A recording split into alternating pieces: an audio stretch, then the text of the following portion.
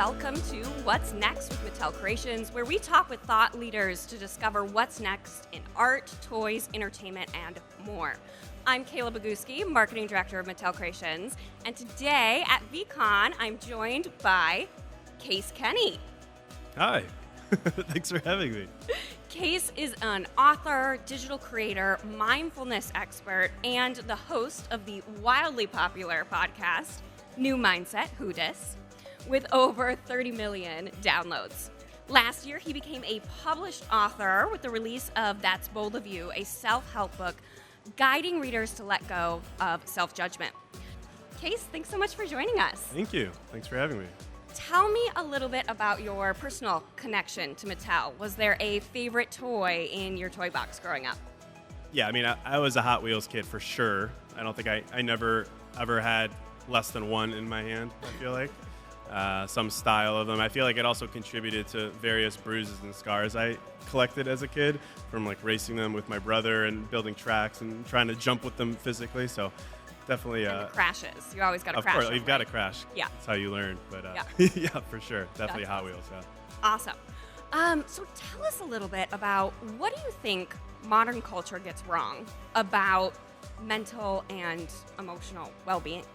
Yeah, I think certainly there are some things that are wrong. I think there's always an opportunity for additive conversations. And, you think about conversations about mental health, wellness. For myself, I'm an advocate for mindfulness being a practice, which I think is the foundation for having a conversation about mental health, which is mindfulness is accepting how you feel, being present in how you feel, celebrating how you feel. And I think sometimes in the midst of that, what we're missing is an effective conversation about mental health or a mindfulness practice. It's equal parts listening to yourself, but also learning to talk to yourself. And I think that's sometimes we forget that message. We're encouraged so much to go within and think and feel and accept in a non-judgmental way, which is so important. But there's a part of me, and it's really what I've dedicated my life to with writing and sharing and all these things, to then stand up and celebrate those things and learn to talk to yourself. So you listen to yourself, and then you stand up and say, you put it into human language, and that's how you become optimistic and hopeful. So I think sometimes, we think about things like therapy and just being open to have conversations, which is so great and so important. Take a next step and celebrate those things with quotes and mantras and like mission statements and things that you stand for. So I think, adding that to the conversation, I think is the next step. And so many great people are doing it, and I play a small role in it, and it makes me really happy to see. Just hearing you talk, you're clearly so passionate about what you do. How did you get into this?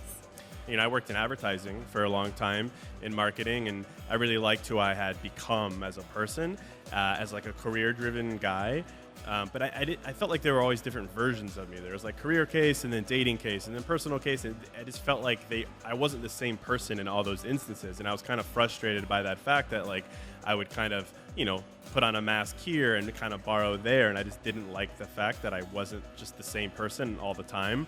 So my solution in a very meta way was I started this podcast in 2018 to be like, hey, have a point of view on life, sit down and talk about it. And I would just do these 20-minute episodes, no guests or anything like that, just myself. And I would talk through these topics.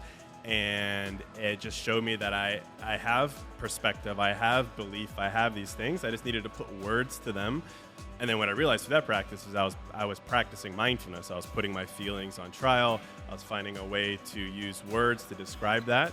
And, that was 6.5 years ago, and eventually left that job and do this full time. Started writing on the internet too. A lot of people know me for my red pen quotes. And yeah, it's just been a passion for mindfulness in all mediums, whether it's spoken, I do a lot of music, whether it's written quotes on the internet or things like this, meeting people in person, doing workshops. But it all kind of started with a very kind of normal human experience, which is not really knowing who you are, but wanting to figure that out. I love that. Thanks for sharing. So for adults, what role could or should playfulness play within their well-being? Well, I think it should. I think playfulness is the point of life. Like, I really genuinely think that you talk about people like, what do you want in life, or like, what is success, or what is wealth, like true wealth. I think the point of life and success is that you never lose your sense of playfulness. And we could add words to that like curiosity and all these things, but I really think that that's the point of everything. Like even in relationships, the point is to find someone who encourages you to be playful and awkward and weird. And in your personal life, I think it's your purpose as an adult to continue to have that sense of joy. And I talk to a lot of people about this topic, right? Because realistically, we're adults, we have responsibilities, we have kids, we have jobs, we have taxes, we have all these wonderful things.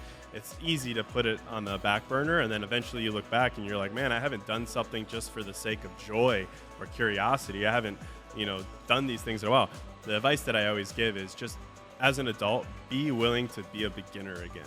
I think if you can get through that hesitation that we have as an adult, because you're like, I'm 36, I don't want to start at zero on this, or I don't want to look silly.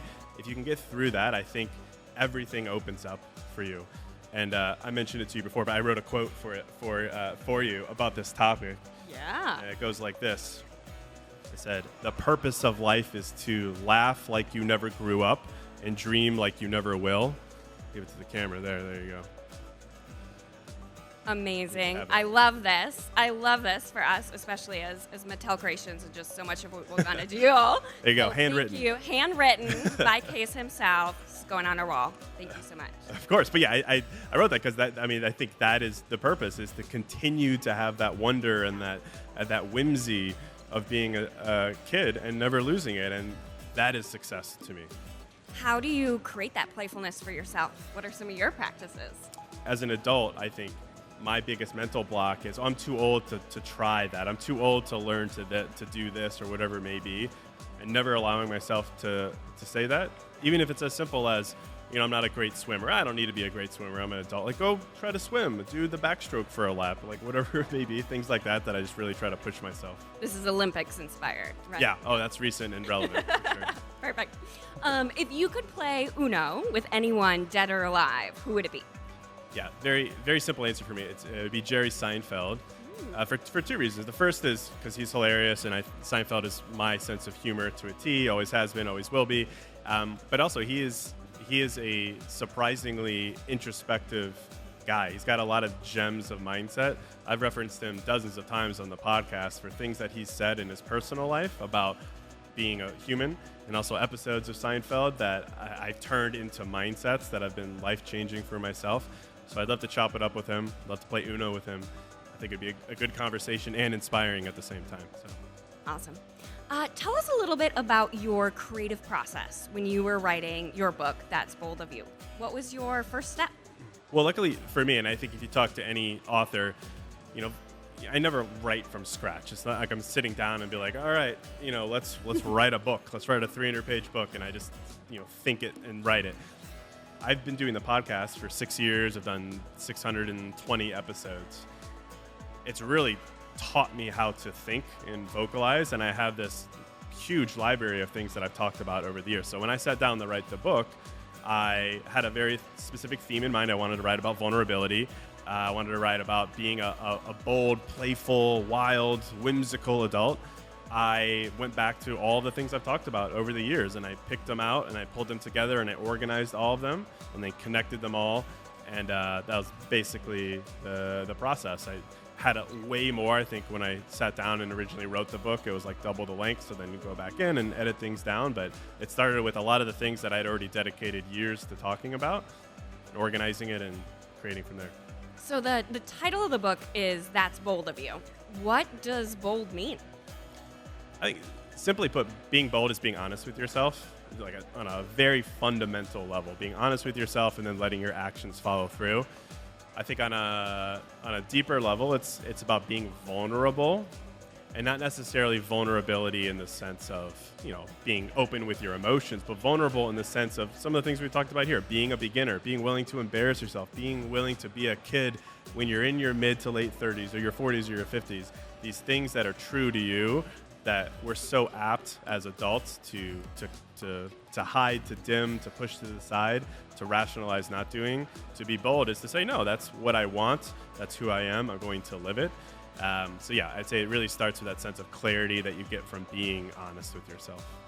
For, anyone who is kind of listening to your message and really feel like they want to create more mindfulness in their life, what do you think might be some of the tripping up points that might kind of prevent them, and what would your advice be? Yeah, it's a great question. I mean, I think a lot of the times we think about mental health, mindfulness, wellness, these words that we throw around, that those are topics for when you need them or for when you're sad or for when you're overwhelmed. And certainly, of course, that's when it's great to turn to these kinds of tools. Yeah. But I like to look at these things as a celebration. Like, these are things that, like, I'm a big advocate for guided journaling, for instance. And you talk to a lot of people, and they're like, yeah, I journal sometimes when I feel really overwhelmed and I need to let out. And I say, that's amazing. But why don't you journal when you don't need that necessarily, and you just want to celebrate and you find clarity? There's so much reward that comes from introspection, whether it's, scheduling an appointment and going to a therapist online or offline, or it's as simple as reading a book or writing in your journal. But I think we don't necessarily make time for it because, to our point, we're adults and we're busy. Or two, we think it's for other people. In my 20s, I used to think, oh, that's for other people. It's not really for me. It is for everyone. It is life-changing. And it's something that you could do just because you're happy and you want to celebrate that for yourself. So I don't know. I'm a very optimistic person, and I like to really lead people to that water, and I hope they drink from it. But I think the simple answer, just make time, 5 minutes a day, even if it's a 5 minute a day guided journaling that you do for yourself, you will see that you feel so much better. So give yourself that evidence and just try it for a week. And I think the excuses will melt away. Awesome. So in the spirit of Mattel Creations' tagline, let's create what's next, tell us what's next for Case Kenny. Well, certainly it's more of the same. I love writing. It brings me life. It helps me connect with other people, which is amazing. So more writing. You see me on the internet a lot. I'm also coming out with a new book next year, awesome. Which has a lot of elements of play and playfulness and creating joy in a relationship as well. So I'm really excited to take that conversation and put it in a new context. It's more of that. Honestly, it's more of helping people be more optimistic in their life, and doing that through things like journaling, like mindsets, like a lifetime of play and curiosity. That's leveraging what I've got and doubling down on it and doing more of it. That's amazing. Thank you so much, Case, for joining us today. This has been awesome. Really appreciate you taking the time. Awesome. Remember to follow Mattel Creations to learn more about what's next. Thank you.